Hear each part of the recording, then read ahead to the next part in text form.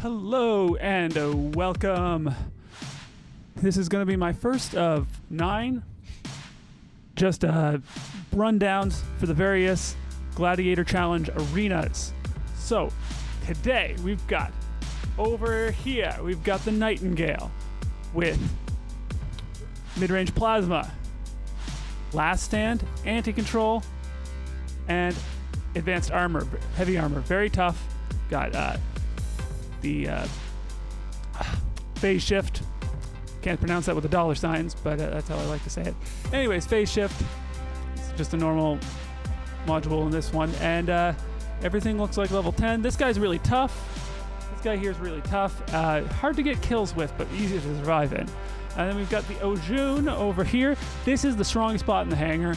This is the one that's going to hinge on this. It deals so much damage. You've got last stand, you've got glaciers, you've got advanced healing. Healing doesn't feel very advanced, but it might be. Maybe little weapons are not level 10. I don't know, because this thing seems to go down pretty quick. But you can still use the healing to your advantage in the right situation. This is the strongest bot.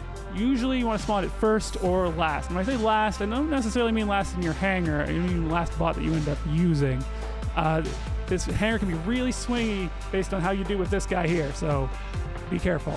I spawn him last in this game that I'm going to show you, but spawning him first can also make a lot of sense. But if you get caught in the wrong place, you lose the bot without getting kills. See, I'm not the best at arena. This one I was able to do well with the Aujoun. Other games I've played, I have not done well with the Aujoun. That can be a problem. Then you got Fenrir here. He's got overdrives, 2 overdrives, and 1 advanced damage. And he's got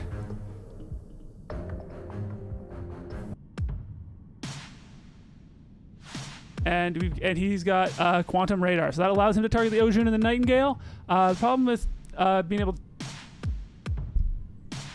You need to use that in a situation where the lock-on doesn't eat up a huge chunk of your quantum radar time. So it's tricky to use. Then we got Cerberus over here. We got flamers. We got quantum radar on him as well. He's a little bit tough. He's got heavy armor, but it doesn't actually make him tough. He's not actually tough. And we've got over here on the Invader, we've got extra damage, and we've got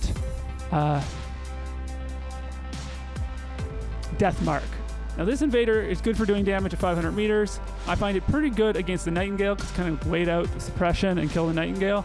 But without any healing or any toughness enhancing things, the Invader can go down pretty quickly. So it's useful. It's useful for moving around and getting in. It's not super duper strong. So here's the hangar. I've got one game here for you where I think I do okay, but again, I'm not the best at this. It can be pretty swingy. I've had some bad games with this hangar, but let's just show you this quickly. Boom and boom. Okay, here we are. Starting up. I decided that I'm going to open with the Fenrir, and I'm going to save the Aujoun for later on. So I'm looking around trying to get I think maybe if I lock onto this guy, I'm going to be able to do damage, a lot of damage. But when I do a good chunk of damage, if he activates his healing module, because of terrible running Fenrir, I did not get the situation. I did not read that situation correctly at all. And I go into this bad jump with the Invader. I hate when that happens, and I should know better. I play Invader all the time, but I get my leg caught. But no one really attacks me in the next 20 seconds, so it doesn't really, they don't really suffer too much for it. So it's not a great start here. So I'm looking around trying to see, I see the Cerberus. So if the Cerberus can cover kite me and lock me down repeatedly, it's going to be a problem for me. So I'm going to land him. But I figure if he's out in the open, I jump right at him. He stays distracted, and I just managed to get the kill. That was pretty lucky for me. He thought he could handle that stuff, but with the... actually, I didn't even use my module. I was prepared for him to turn around and actually try to lock me down, and then we'd want to finish him off later. I see there is Aujoun over here, so I need to be very careful. I can't jump in on him, because he's just going to completely wreck me. I get to use waste a little bit of ammo there, but then I get suppressed. Hit the Cerberus a little bit, get a little bit of damage. This guy tries to suppress me again. I guess, yeah, I was still immune when he first killed me. So I don't get the Cerberus there. Now I have this Aujoun off his ability cycle, but he's too far away. I don't think I can get to him in time, so I begin looking around. What else is here? This is a good range for me to do some damage to him, but as this invader's not very tough. Even the mid-range weapons can do some decent damage. So I kind of back off a little bit there.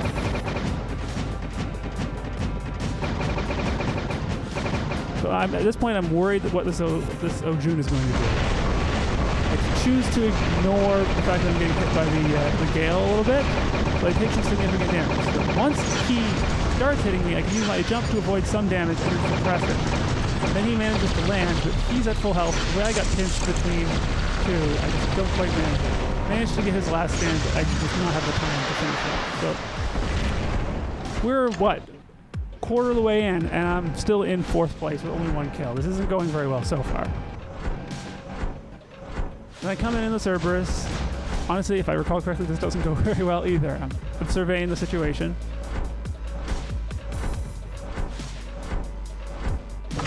Okay, see that this guy can't see me. I'm able to lock him down. See them getting hit from behind. My stuff wears off, but I'm willing to juke and dive a little bit and get that kill, because he doesn't have a ton of ammo left. So I'm at 2 kills. Yeah, got into 3rd place. I've done some extra damage, so that probably gives me a good tiebreaker. I try to get this guy, but his module is active, so I don't think they benefit very much from it. I'm going to do that first right now.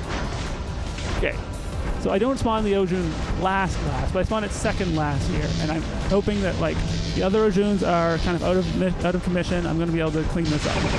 So I've tried to get this guy's shield weakened and then let myself reload a little bit. This is good. I don't want to waste ammo when I actually go in for the kill. So I weaken him. See, he did not time his quantum radar correctly.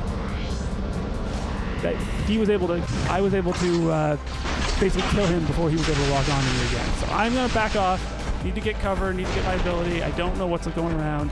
I'm worried that everyone's going to come in and get me, so I get to cover. Watching these guys' abilities are up.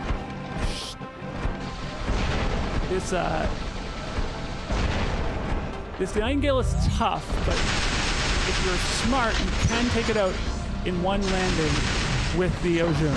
He's already used his spaceship. That cover is too small. It will weaken him. I'm hoping to finish him off. Don't quite. See if I can get him in the air. He's probably very weak now, but he's going to heal. Right? If I'd done a little bit more damage to him right there, I probably would have killed him in the air. There's one thing you can do with these Nightingale with the Aujoun. You can hit him as he takes off. Here I activate my healing. Double kill. Still like 50% health. This isn't too bad. So now I'm in 1st place, doing well. Want to get as much score out of this Aujoun as possible. That's gonna be my key to turning this around. Now I'm kind of between people, so I'm making sure I can see what's going on here. I'm thinking maybe I can hit this Nightingale from between the metal plate and the building. But I think he sees that coming and backs off. So I'm going to follow him, but so I can use there's a lot of useful cover here, so I can keep from getting hit too much from the left. I'm going to try to follow this guy. So they don't have an angle from me. They don't have an angle on the left anymore, so now I'm going to follow this Nightingale over here.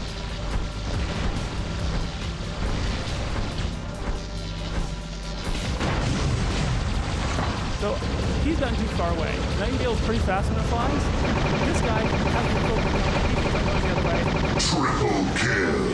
Catch him in a vulnerable position to take him up. I expect the respawn coming behind me, so I tuck myself into this doorway here. And Fenrir's slow enough that I don't think he's going to get to me in time in this situation. Put a little bit of pressure on him so I can take out the shield. Here I'm firing with only one weapon, corner shooting. Don't want him to get a free ride. Now there's Fenrir here, and I'm taking a chunk of damage, but again, he doesn't have quantum radar ready on time, able to kill him before he locks onto me properly. Now I'm in a pretty good position. Still got my last stand, 1st place, and a couple kills beyond that, so I'm feeling pretty good here. Waiting for my stuff to reload. I'm gonna try to get this Nightingale. This guy seems far enough away that I don't need to worry about him too much.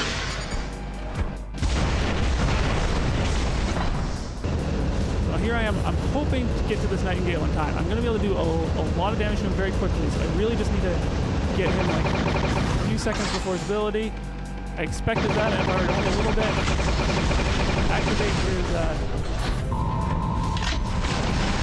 Activate his last stage. He takes off on his ability. I use my healing, hoping to be as top up as possible. And honestly, he probably would have gotten me here if he had not skipped on his end.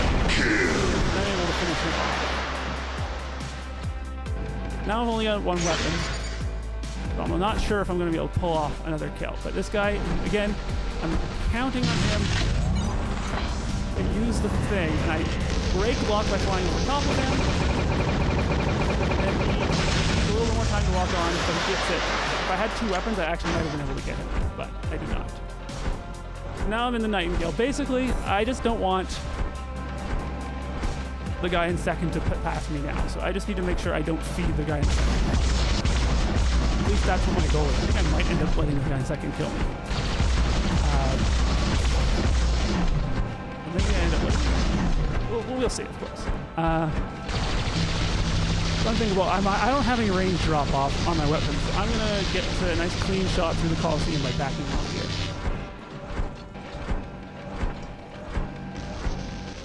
But in that time, they've decided that that duel is only one of them left over there. The other guy's coming in from the right. I want to watch him. Make sure he knows that I can see him and that I'm not going to let him sneak up on me. Try to weaken his shield. He moves in. This guy's really low, so I think I can get on that. Pick up his kill. Now I'm sitting in pretty good place. Watching to see if that second place guy respawns. Turns out he's out of bots. You don't get tokens to respawn in arena. Figure everyone knows that, but in case you don't. So you got your 5 bots and then you're done. Here I make a mistake. I thought I had suppressed him, but his shield was up in time, so I didn't have him suppressed. But because I'm able to use my speed, back off. This time, like, I'm not gonna make that mistake again. Try to get the coverage a little bit more damage. Like, now I'm gonna try to skim off his shield again, and then I'm gonna go up in the air, suppress him. And the thing is, the suppression doesn't help me very much because it's just gonna be after my last game. My last one is already not suppressed. And I'm just not enough. I don't look enough. And I die. He was in third. He's not surpassing anybody with that one kill. And this is the end of the battle because there's no bots left. So this victory hinged almost completely on playing the Aujoun right, going after people that I had a good chance of killing and landing in safety. It's through those things that I was able to pull off that win there. And there I go, top damage and top kills. No kill. I mean, I kind of did some things that could fall in a broad definition of kill stealing, but that wasn't really my main mode of getting my kills in that game. Cleaned it up. Good game. Well, not all of my games are this good. There's some luck involved, but I haven't net lost any gold. So I'll be back tomorrow with another rundown of what the arena hangar looks like. I'm going to hopefully get it out earlier so that we can so you can watch it before you risk your gold going in yourself. For now, Andy Pirate signing off.